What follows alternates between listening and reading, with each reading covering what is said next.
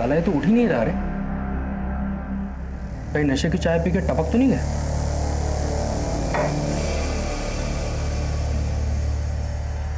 जिंदा है अभी तक,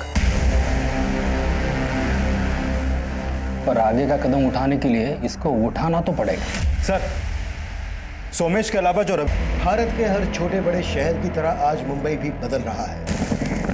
आज का केस भी एक ऐसे अपराध से जुड़ा है जो एक ऐसी सनक से जुड़ा था जिसमें मुंबई एक बड़े क्राइम की सुर्खियां बटोरने वाला था।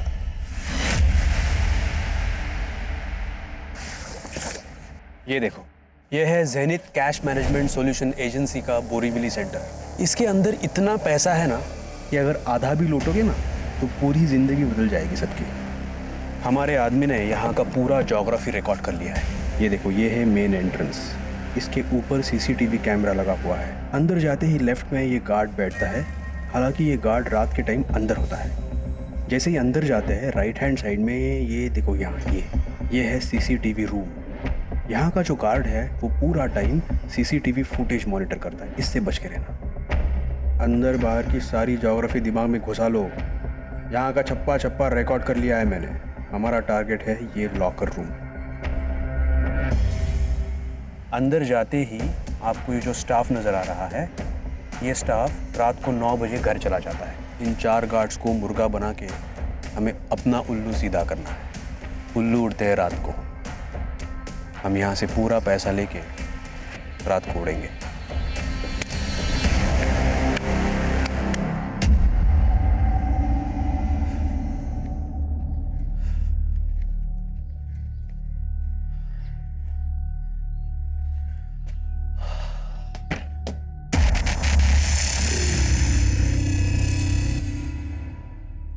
रानी,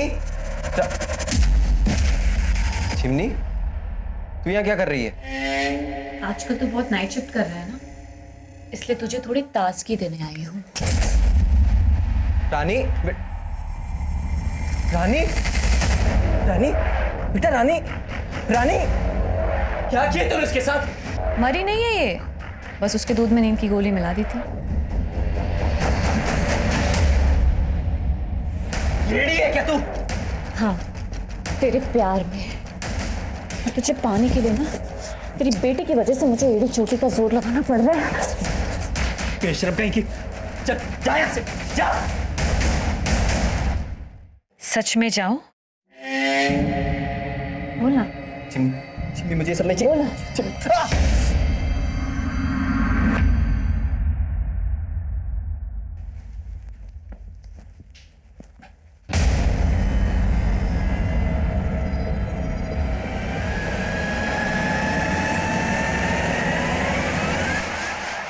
तुम यहाँ? चेक कर रहा था तुम अकेली हो या कोई। अब खड़ी खड़ी क्या देख रही हो? दरवाजा खोलोगे या खिड़की से आ जाऊं?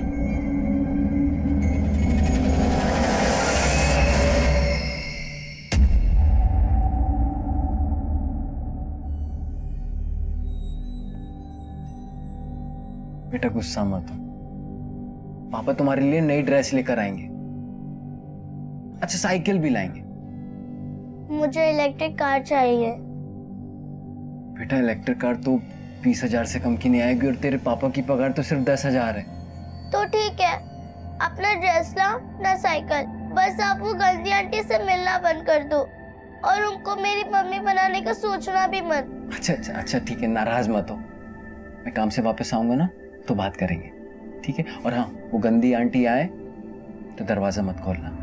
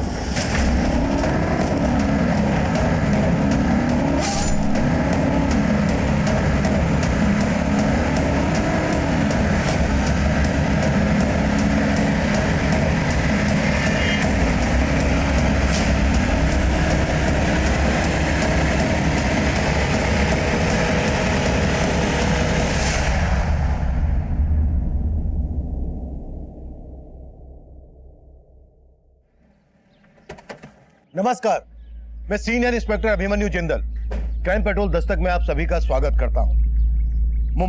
मुंबई अपनी नाइट लाइफ के लिए अच्छा खासा मशहूर है। कहते हैं मुंबई कभी नहीं सोता, पर 12 जून 2017 की रात को जो हुआ वो होश उड़ा देने वाला था। ज़ेनिथ कैश मैनेजमेंट एजेंसी, जो बैंकों का करोड़ों रुपया शहर के अलग अलग एटीएम में भरने का काम करती है, वहां करोड़ों रुपए की रॉबरी हुई थी। पर हैरान कर देने वाली बात यह है कि पैसों का लालच इस अपराध का मोटिव नहीं था। ये केस एक अजीब सनक से जुड़ा था। ये मेरे करियर के सबसे चैलेंजिंग केसेस में से एक था, और इस हादसे के बाद अगले 48 घंटे तक हमारे पास पलक झपकाने तक की फुर्सत नहीं थी।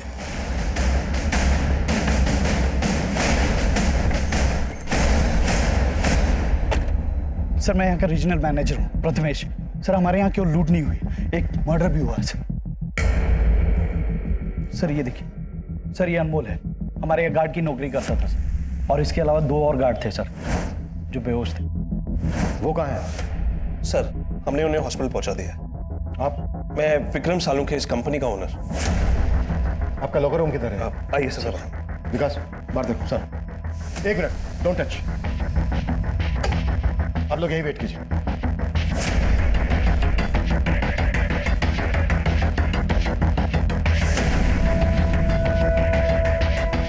जब ये सब हुआ तो आप लोग कहाँ थे?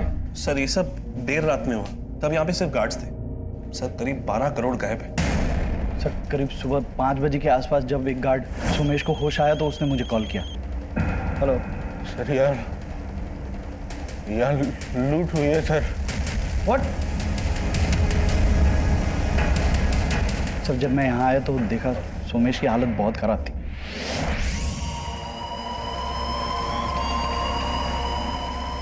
और रवि भी बेहोश पड़ा हुआ था सर, और एक गार्ड गायब था सर। एक गार्ड गायब भी है? कौन? माधव सिंह। सुबह से ही उसका फोन बंद है। मैंने प्रथमेश को भी उसके घर पे भेजा था, तब पता चला कि 10 महीने पहले ही वो उस एड्रेस से शिफ्ट हो चुका था सर।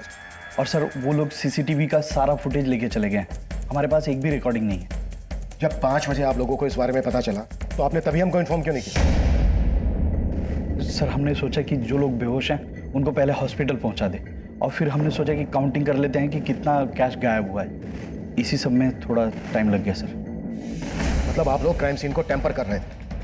यहाँ पर सिर्फ लूट नहीं हुई है, एक मर्डर भी हुआ है। आप लोगों को पता है ना, क्राइम सीन पर जब तक पुलिस नहीं पहुंच जाए कोई भी चीज छूनी नहीं चाहिए। सर, हमने बस अपनी तरफ से। अपनी तरफ से क्या? क्या अपनी तरफ से? अगर मैं ये कहूं कि आप लोगों ने हमें देर से इन्फॉर्म इसलिए किया क्योंकि आप लोग भी इन्वॉल्व हैं तो? सर, आप ये कैसी बातें कर रहे हैं? क्योंकि सही कुछ नजर नहीं आ रहा है। एक गार्ड माधव गायब है। 10 महीने पहले उसने अपना एड्रेस शिफ्ट किया। कहां पर शिफ्ट हुआ वो, ये आप लोगों को मालूम नहीं है? सर, उसने एड्रेस चेंज किया तो हमें अपडेट नहीं किया सर। सर क्यों नहीं रख? एक मिनट, कोई भी चीज छोड़ना नहीं।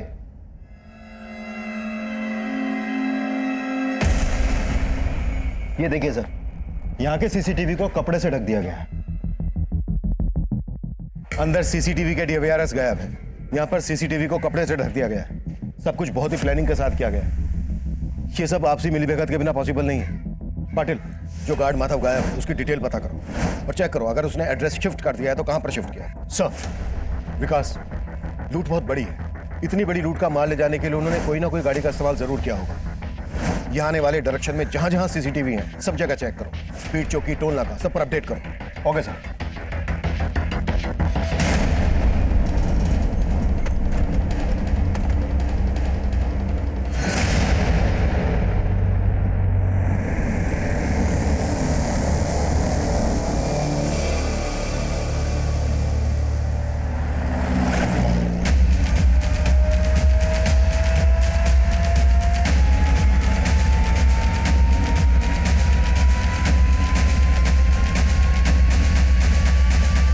रॉबरी के लिए कौन रिस्पॉन्सिबल है और कितने रुपए की लूट हुई है यहाँ? देखिए, कंपनी 12 करोड़ का दावा कर रही है, लेकिन जब तक हमारी जांच पूरी नहीं हो जाती हम ये फिगर कंफर्म नहीं कर सकते। बोरीवली की ज़ेनिथ कैश मैनेजमेंट एजेंसी में 12 करोड़ की लूट के बाद से यहाँ पे काम करने वाला गार्ड माधव सिंह फरार है और यहाँ के एक दूसरे सिक्योरिटी गार्ड की हत्या भी हुई है। पुलिस अपनी छानबीन में लगी हुई है। हम भी इन पर नजर बनाए हुए हैं। पल पल की खबर जानने के लिए देखते रहिए प्राइम टाइम।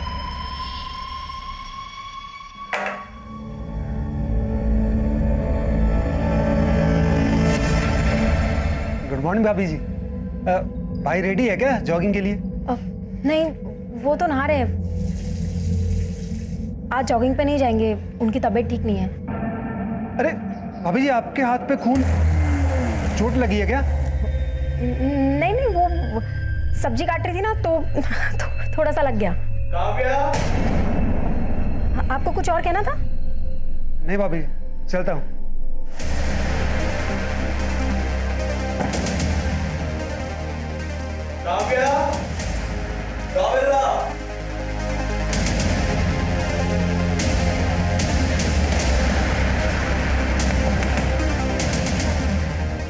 ये टॉवल पकड़ो। रानी, रानी बेटा दरवाजा खोलना। मैं नहीं खोलूंगी दरवाजा, अब चले जाओ यहाँ से।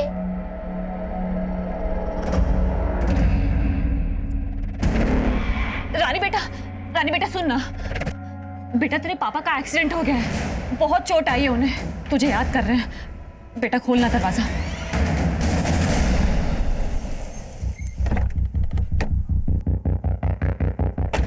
सर, मुझे पता ही नहीं चला सर कल रात क्या हुआ था।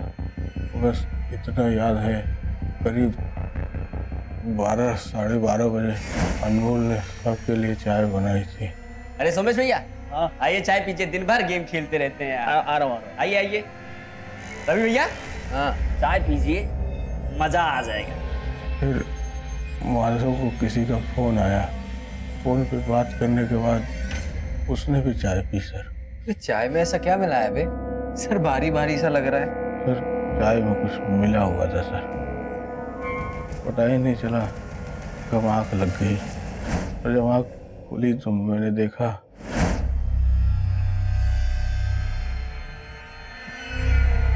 रवि बेहोश पड़ा था सर, और वहाँ माधव नहीं था, और अनमोल मरा पड़ा था। तो मैं तुरंत समझ गया कि हाँ लूट हुई थी। मैंने तुरंत प्रथमेश सर को फोन किया और उनको सब कुछ बता दिया सर। फिर विक्रम सर ऑफिस आए, तब भी मैं सर खड़ा नहीं हो पा रहा था। दूसरा गार्ड रवि अभी भी बेहोश है, लेकिन तू होश में। ये बोल क्या छुपा रहा है हमसे? सर मैं कुछ ही नहीं छुपा रहा हूँ सर। तो तू बोल रहा है कि अनमोल ने सबको नशीली चाय पिलाई और उसी का मर्डर हो गया, और तू ये भी बोल रहा है कि माधव ने कंप्लेन की कि चाय में कुछ मिला हुआ है और वो गायब है। तू सच बोल रहा है, ये कैसे हम माने? मैं सच बोल रहा हूँ सर।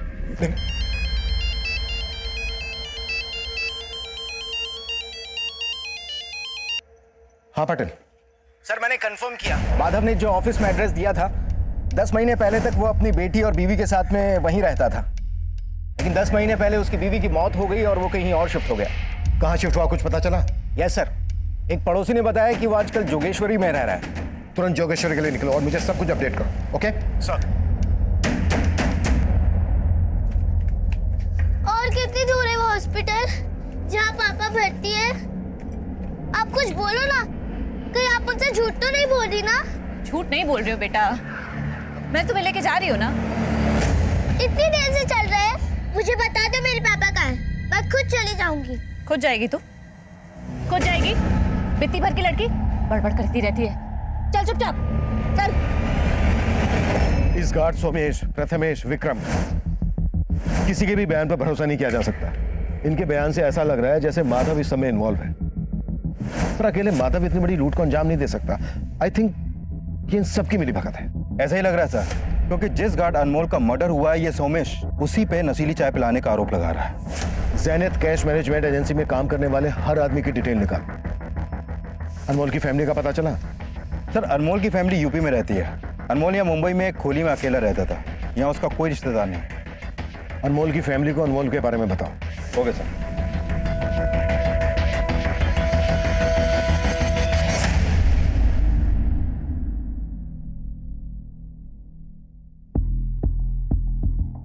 सुनिए, ये माधव का घर यही है? हाँ सर, यही वाला है माधव का घर। कहाँ गया माधव, कुछ पता है? नहीं सर, माधव को तो देखा नहीं, पर एक औरत आई थी आज सुबह जो माधव की बेटी को लेकर गई है। कौन औरत?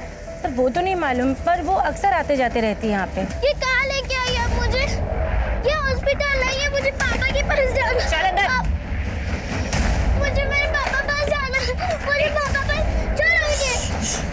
पास जाना है, पापा पास जाना है, पर तेरे पापा कहाँ हैं? ये मालूम है तुझे? कहाँ है मेरे पापा? लाओ से। साला ये तो उठ ही नहीं रहा रे। लगता है चाय का नशा उतरा नहीं अभी तक। सुला दे ठीक से। सुन, अपने लिए चाय का इंतजाम कर, और भाई वैसे वाली चाय मत लाना जिसको पी के अभी तक बेहोश है।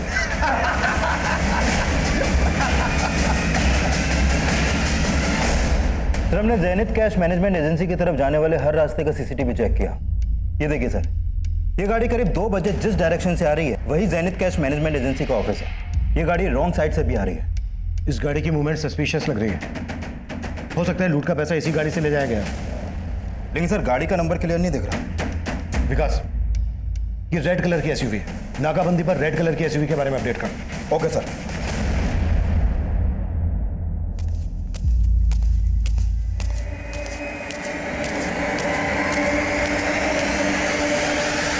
अरे क्या कर रही हो तुम? क्या हुआ, तुम्हारा मूड ठीक नहीं लग रहा है आज? नहीं नहीं, मेरा मूड बिल्कुल ठीक है। काव्या, क्या हुआ?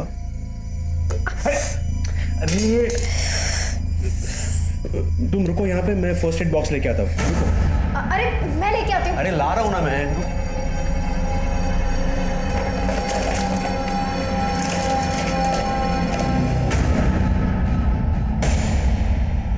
अब रो के क्या साबित करना चाहती हो तुम? मैं भी मर जाती हूँ, तुम मुझे मार दो। अगर तुमसे प्यार ना करता होता तो कब का मार चुका होता तुम्हें। इस आदमी के लिए तुमने मुझे धोखा दिया, ये मानती हो कि नहीं? तुम बोलती क्यों नहीं हो? अफसोस है कि नहीं तुम्हें?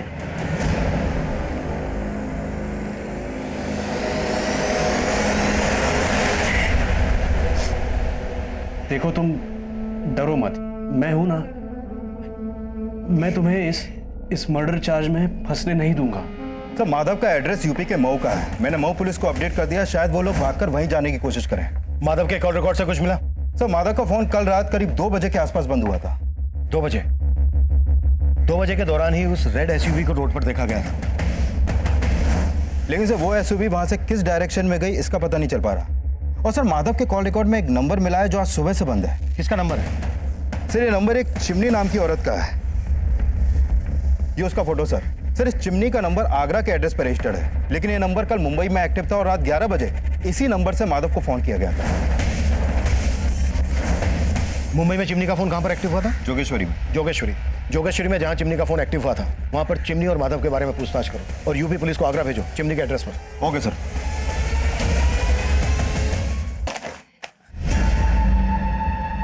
हाँ? अरे इस बार कुछ नहीं मिला है, मैंने खा लेना। मुझे आप पे भरोसा नहीं है। मुझे पापा के पास जाना है। पापा के पास जाना है ना, तो फिर खा ले। ये ले।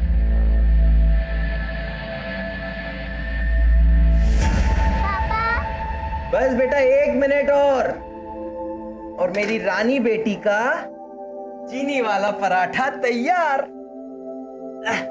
पापा, मेरी फ्रेंड के घर में तो गैस है, लेकिन हमारे यहाँ स्टोव क्यों? गैस क्या, घर में तो और भी जरूरत की चीजें चाहिए, लेकिन ये महंगाई सबसे पहले हम जैसे गरीबों की कमर तोड़ती है। हम गरीब क्यों है पापा?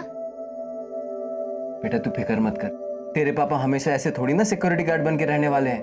एक दिन हम भी तरक्की करेंगे, खूब सारे पैसे होंगे, बहुत बड़ा घर होगा हमारा। घर तो होगा पापा, लेकिन उसमें मम्मी नहीं होगी ना। ले खा ले। तुम मेरी मम्मी बनने के लिए यहाँ लाई हो ना मुझे, ताकि मुझे यहाँ बंद करके पापा से शादी कर सको। देख, मैं तेरे पापा के साथ जो कुछ भी करूंगी ना, उसमें तू कुछ नहीं कर पाएगी। साला ये तो उठ ही नहीं रहा रे। कहीं नशे की चाय पी के टपक तो नहीं गया?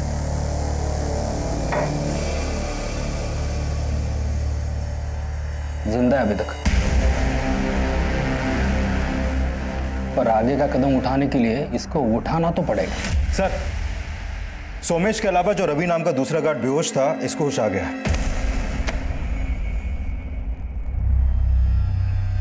सर सोमेश सही कह रहा। अनमोल ने हम सबके लिए चाय बनाई थी और आज चाय पीने बाद मैं बेहोश हो गया था। लूट करने जो लोग आए थे वो कौन थे? साहब लूट ऐसा कुछ मेरे सामने हुआ ही नहीं। वो तो आज मुझे होश आया तो मुझे पता चला लूट का और अनमोल के मर्डर के बारे में। तू और सोमेश एक ही राह पर लाप रहे हो।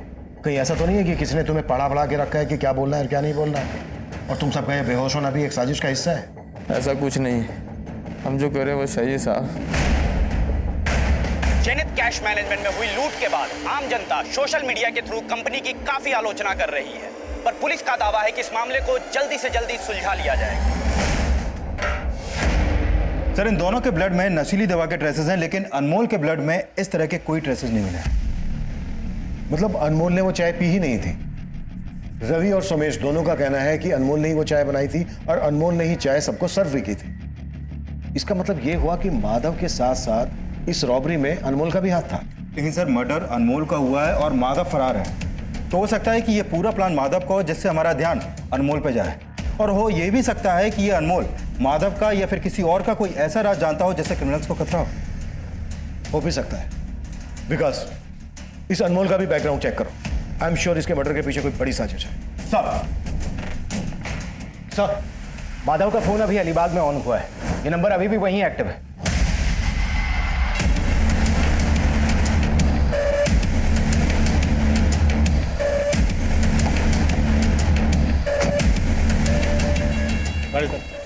क्या हो गया साहब? माधव का है? कौन माधव साहब? वही जिसका फोन है। कहाँ है वो? मुझे नहीं पता साहब कौन माधव, किसका फोन? बोल। अब मुझे नहीं पता है फोन मेरी गाड़ी में कैसे आया। इस आदमी को अपनी गाड़ी के आसपास कहीं देखा है? नहीं साहब, इस आदमी को तो नहीं देखा। हाँ साहब, मैं सवारी उतार के अलीबाग चाय पीने के लिए रुका था साहब। मैंने वहाँ देखा कि एक आदमी बार बार मेरी गाड़ी के आसपास मंडरा रहा है। क्योंकि जरूर सारा कालाकांडी उसी आदमी का किया जा रहा है। उस ड्राइवर पर भरोसा नहीं किया जा सकता विनय। सर, अभी तक तो उसने कुछ उगला नहीं है। लगता है सच बोल रहा है। उस ड्राइवर ने जिस चाय की दुकान के आसपास उस आदमी को देखा था वहां पर छानबीन करवाओ। हो सकता है माधव की वहां से कोई लीड मिल जाए। सर, आगरा पुलिस चिमनी के नेटिव एड्रेस पे पहुंची थी। वहां उसकी मां से पता चला कि चिमनी ये मुंबई में जोगेश्वरी में रहती है। जोगेश्वरी में कहाँ?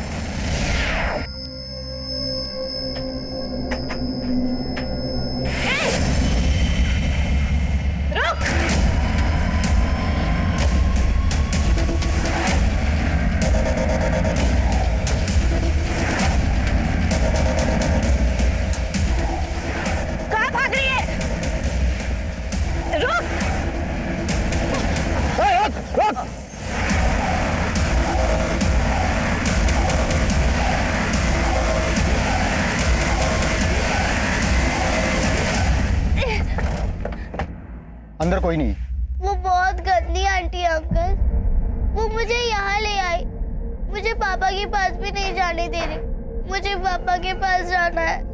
बेटा, आपके पापा हैं कहाँ अभी? आंटी बोली कि पापा का एक्सीडेंट हो गया।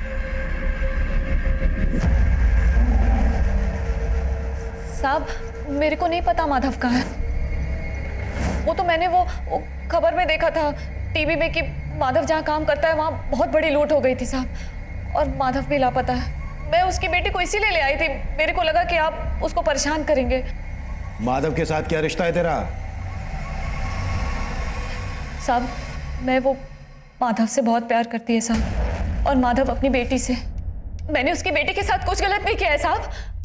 मैं तो उसका ख्याल रख रही थी, उसे खाना खिला रही थी साहब।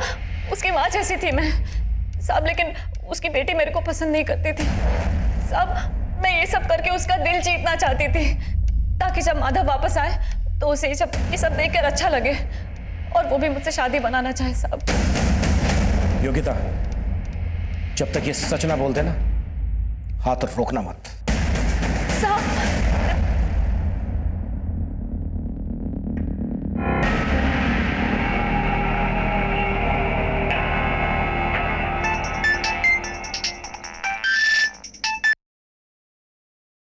हेलो प्रथमेश सर, हम माधव बोल रहे हैं। वो आपने जैसा कहा था हमने सारा 12 करोड़ ठिकाने लगा दिया है। साले माधव, तू गाली मत दीजिए सर, वो गलती हुआ जो अनमोल को मार दिया। अभी आगे बताइएगा क्या करना है, हम आपको थोड़ी देर में फोन करते हैं।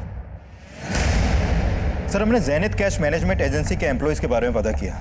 सर इस माधव ने 3 साल पहले इस एजेंसी को ज्वाइन किया था और इससे पहले ये जिस कंपनी में था वहाँ के लोग इसके बारे में अच्छा ही बोल रहे हैं। प्रथमेश भी माधव की ईमानदारी के बारे में बखान कर रहा था। लेकिन सर इस प्रथमेश का बैकग्राउंड भी क्लीन नहीं है। इससे पहले जिस कंपनी में था वहाँ के कैश वैन से 3 करोड़ रुपए की लूट हुई थी, जिसकी वजह से इसे उस कंपनी से निकाल दिया गया। फिर इसने अपनी कंपनी शुरू की जो बहुत जल्द बंद हो गई। उसके बाद इसने जेनिथ कैश मैनेजमेंट एजेंसी को ज्वाइन किया और अब यहाँ भी 12 करोड़ की लूट हुई। मैं पहले से ही कह रहा हूँ कि बिना अंदर की मिली भगत के इतना बड़ा कांड पॉसिबल ही नहीं। लेकिन सर इस मिली भगत में अनमोल की भूमिका को भी समझना होगा। सर अनमोल ने 10 महीने पहले इस एजेंसी को ज्वाइन किया था और ये लोग भी बोल रहे हैं कि अनमोल नहीं, चाय में नशीली दवा मिलाई थी। और सर अनमोल के कॉल रिकॉर्ड में एक ऐसा नंबर मिला है जिस पर वो रेगुलर बात करता था, लेकिन अभी वो नंबर बंद है। किसका नंबर है? सर ये नंबर इस रजनी सिंह के नाम पर रजिस्टर्ड है। ये अनमोल इस रजनी से काफी टच में था। माधव चिमनी के साथ टच में था और अनमोल इस रजनी के साथ टच में था। हो सकता है चिमनी ने माधव को और रजनी ने अनमोल को हनी ट्रैप किया हो और इन दोनों लड़कियों का इस रॉबरी के मास्टरमाइंड से कोई कनेक्शन हो। सर हमने प्रथमेश के मोबाइल नंबर को सर्वेलांस पर डाल रखा था। अभी उसको अलीबाग के पीसीओ से कॉल आया था और कॉल करने वाला अपना नाम माधव बता रहा था। सर माधव मुझे फंसा रहा है, मैं सच बोल रहा हूं सर, मेरे कहने पे कुछ नहीं हुआ है सर। सर मुझे नहीं पता कि उसने मुझे फोन क्यों किया। मुझे पता है कि तू माधव की पैरवी क्यों कर रहा था। अनमोल भी तेरे साथ इस प्लानिंग में शामिल था ना? क्यों मारा उसको? सर मैंने अनमोल को नहीं मारा, मैंने किसी को नहीं मारा। आप मेरी बात समझने की कोशिश करिए। माधव की गर्लफ्रेंड चिमनी और अनमोल की गर्लफ्रेंड रजनी, इनसे क्या कनेक्शन है तेरा? सर मैं किसी चिमनी किसी रजनी को नहीं जानता हूँ। जहाँ पर तू पहले काम करता था वहां पर 3 करोड़ की लूट हुई थी। बोलते ये भी झूठ है? नहीं बोलना झूठ है। सर मैं मानता हूँ कि वहां पे भी लूट हुई थी, लेकिन उसमें भी मेरा हाथ नहीं था सर। अवार, जब तक ये सच ना बोले ना कुत्ता साले। सर मेरी बात सुनिए सर। सर मुझे सर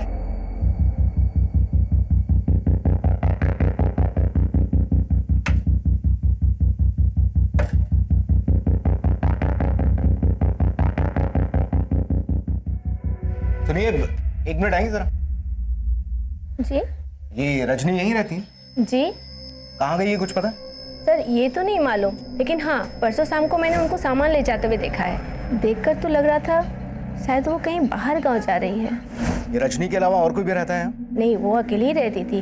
ठीक है, thank you. Rajni security guard Anmol की गर्लफ्रेंड थी, वही अनमोल जिसका रॉबरी के दौरान मर्डर हुआ था।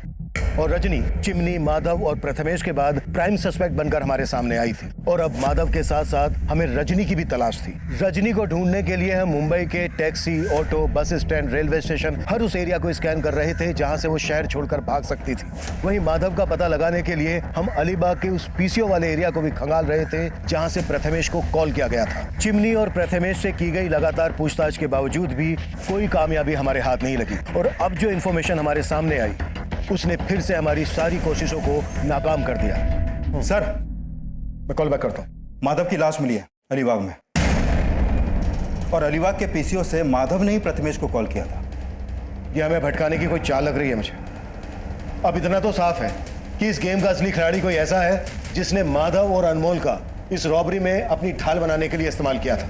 सर वो जो कोई भी है उसका मकसद प्रथमेश को फंसाना हो सकता है, क्योंकि मुझे नहीं लगता कि यह प्रथमेश पूरे प्लान का मास्टरमाइंड है, क्योंकि उसे पता तो होगा ही कि उसका फ़ोन हमारे सर्विलेंस में है, तो वो इतनी बड़ी गलती तो करेगा नहीं कि किसी क्रिमिनल से अपने ही फ़ोन पर बात करे। तो मुझे लगता है कि इन सब के पीछे रजनी का हाथ है। रजनी इन्वॉल्व तो है इसमें। एक बार रजनी हमारे हाथ लग जाए उसके बाद मास्टरमाइंड भी हाथ में आ जाएगा। हाँ पाटिल सर, अभी कंट्रोल रूम से फोन आया था। हमारे एरिया में एक आदमी की डेड बॉडी मिली है।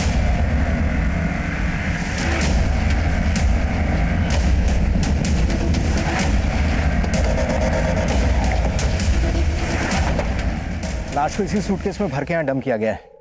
सर पर किसी ने भारी चीज से वार किया है। हमारी सारी टीम 12 करोड़ के रॉबरी केस पे लगी हुई है और अब ये मर्डर केस। विकास, एक टीम बनाओ, इस केस पे लगा दो, मुझे अपडेट देते रहना और पता करो ये कौन है। शायद इसकी मिसिंग कंप्लेंट किसी थाने में फाइल की गई हो। Right sir. आईपीएस बनने का सपना था ना तुम्हारा, लेकिन तुम एग्जाम भी नहीं दे पाई। कैसा लगता है ये सोच के कि अब तुम आईपीएस नहीं लेकिन एक भगोड़ी एब्सकॉन्डिंग क्रिमिनल हो? सर, रजनी से जुड़ी एक इंफॉर्मेशन मिली है। मुझे इंफॉर्मेशन नहीं, रजनी अंदर चाहिए पाटिल। सर, ये इंफॉर्मेशन रजनी को जेल के अंदर लाने वाली हो सकती है।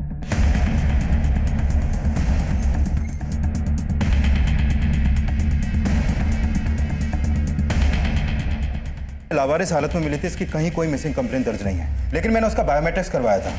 इसका नाम रजत वागले है, बोरीवली की LIC कॉलोनी का रहने वाला है। इसके घर पर जाओ, देखो कुछ ना कुछ हाथ जरूर लगे। सर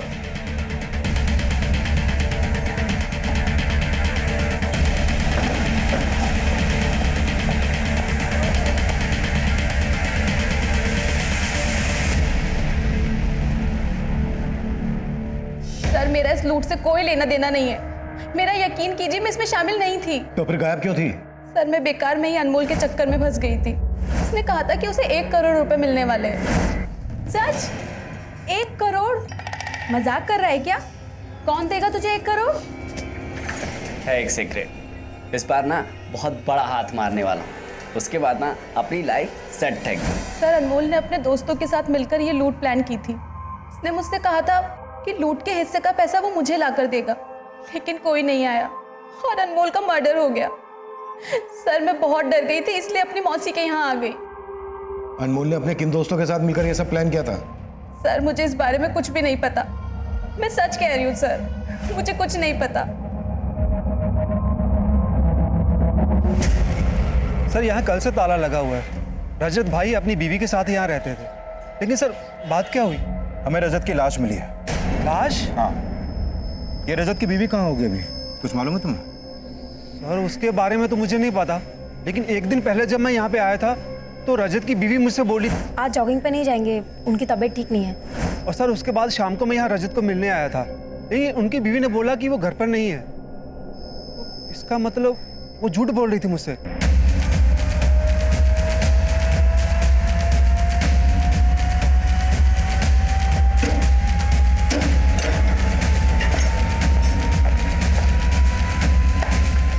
पूरा घर सर्च करो, एक भी कमरा ना छूटे।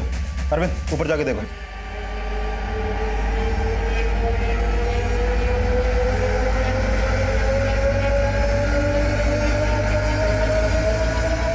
ये रजत की वाइफ? जी सर, ये रजत की वाइफ और ये रजत है। सर रजनी अब भी वही बोल रही है कि अनमोल के साथ उसके किसी दोस्त ने ये रॉबरी प्लान की थी, लेकिन माधव के अलावा तो किसी ऐसे दोस्त का पता नहीं चला है जिस पर शक किया जा सके। हाँ विकास, रजत की बीवी गायब है और उसके घर से ब्लड ट्रेसेस भी मिले हैं, और पड़ोसियों से पूछताछ में पता चला है कि काव्या के साथ कल यहाँ एक आदमी भी देखा गया था। हो सकता है ये कोई एक्स्ट्रा मैरिटल अफेयर का एंगल हो। विकास मुझे सेकंड लाइन पर एक कॉल आ रहा है, तुम ऐसा करो काव्या का लुकआउट नोटिस जारी करवाओ और इसके कॉल रिकॉर्ड्स भी चेक करो। ओके? Hello, what? पूनम में कहा?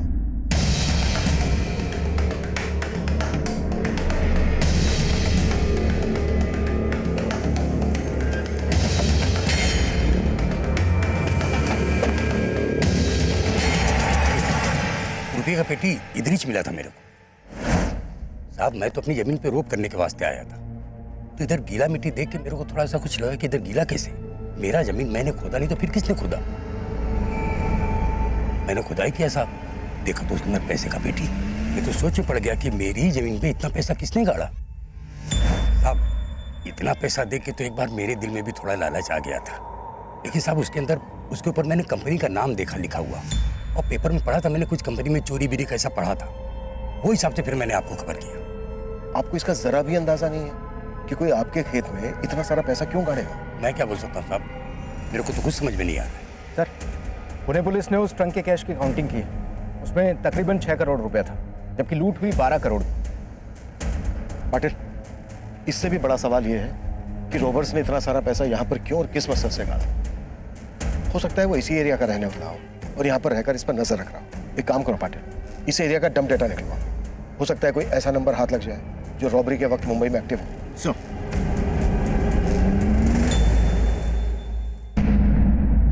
पापा, पापा, पापा, मुझे पापा बचाना। नहीं नहीं रोते बेटा, मत रो, आ जाएंगे। हाँ पापा आ जाएंगे, आ जाएंगे पापा। इससे रिलेटेड जो भी इंफॉर्मेशन मिले मुझे तुरंत इन्फॉर्म करो। सर, हाँ विकास सर, मैंने काव्या के कॉल रिकॉर्ड चेक किए, उसमें इस प्रकाश का नंबर मिला है जो रजत की हत्या के बाद से बंद है। सर ये प्रकाश मलाड का रहने वाला है, लेकिन अभी इसका फ्लैट बंद है। मतलब रजत का मर्डर प्रकाश और काव्या ने किया है? प्रकाश के कॉल निकलो आप। Okay sir. 12 जून 2017 की रात को हुई 12 करोड़ की रॉबरी और मर्डर के बाद उस दौरान सामने आया रजत वागले मर्डर केस भी कई चौंकाने वाले खुलासों से भरा था। रजत की बीवी काव्या और उसका दोस्त प्रकाश अब भी फरार थे। एक तरफ हम उनकी बैकग्राउंड चेक कर रहे थे, वहीं दूसरी तरफ हम उस एरिया का डंप डेटा भी स्कैन कर रहे थे जहां लूट के 12 करोड़ में से 6 करोड़ एक गरीब किसान के खेत में गाड़ कर छिपा दिए गए थे। और अब जो हमारे सामने आया वो हमारी सोच से भी परे था। सर, पुणे के शिवाजी नगर के डंप डेटा में जहां पर वो ट्रंक मिला था, इस हिस्ट्री शीटर रमेश शिंदे का नंबर मिला है। पता चला है कि रॉबरी के वक्त इसका नंबर मुंबई में एक्टिव था और रॉबरी के बाद से बंद आ रहा है। यानी इस रॉबरी में हिस्ट्री शीटर रमेश शिंदे का हाथ है? सर, इस रजत वागले मर्डर केस का भी तो इससे कनेक्शन हो सकता है। वो कैसे? सर, रमेश के कॉल रिकॉर्ड्स में हमें इस प्रकाश का नंबर मिला और पता चला है कि 1 साल पहले तक प्रकाश और प्रथमेश आपस में टच में थे।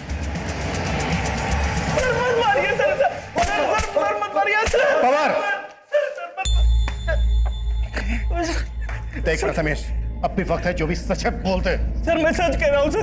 सर प्रकाश मेरा एक्स कलीग था, लेकिन मेरा इस रॉबरी में कोई हाथ नहीं है। सर आप लोग क्यों नहीं बात समझ रहे हैं? सर मैं सच बोल रहा हूँ। जब तक ये सच ना बोलते तोड़ते रहो। ये प्रथमेश ऐसे नहीं टूटेगा। अपने सारे खबरी नेटवर्क को एक्टिव करो। कैसे भी करके प्रकाश, काव्या और हिस्ट्री शीटर रमेश शिंदे का पता लगाओ। ये सब एक ही थाली के चट्टे बट्टे हैं। क्लियर? ऑफ।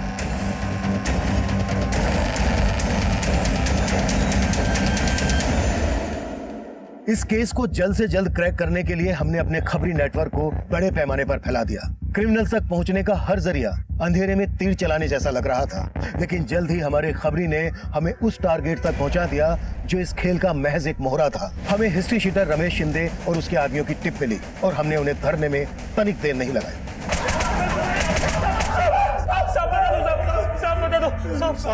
सब हमने तो सिर्फ लूट की थी, मुझे ये सब करवाने वाला प्रकाश है साहब।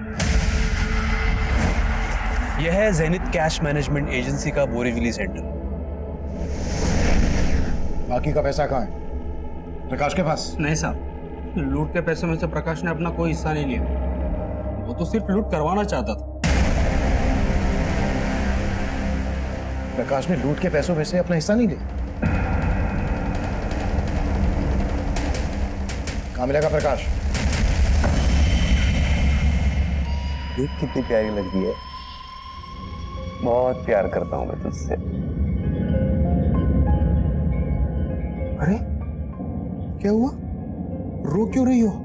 शादी करूंगा तुझसे। फिर मैं इस कैद से आजाद हो जाऊंगी। मेरा बस चलेगा ना, अपनी जान दे दूंगी मैं। काव्या, प्यार करता हूं मैं तुझसे। तू समझ नहीं पाई मेरे प्यार को काव्या। मैं नहीं जानती थी सर कि प्रकाश ने कोई रॉबरी प्लान की थी। अब तुम ये भी कहोगी कि तुमने अपने पति का मर्डर प्लान नहीं किया था? तुम दोनों ने मिलकर ही मारा ना रजत को? काश साले पहले खिड़की से आता था तो अब दरवाजे से आने लगा है। अरे मैं खिड़की से ही आ रहा था, मैंने देखा तुमने मुझे काव्या का गला दबाया। अरे मेरी काव्या, वो मुझसे प्यार करती है, मुझसे नहीं।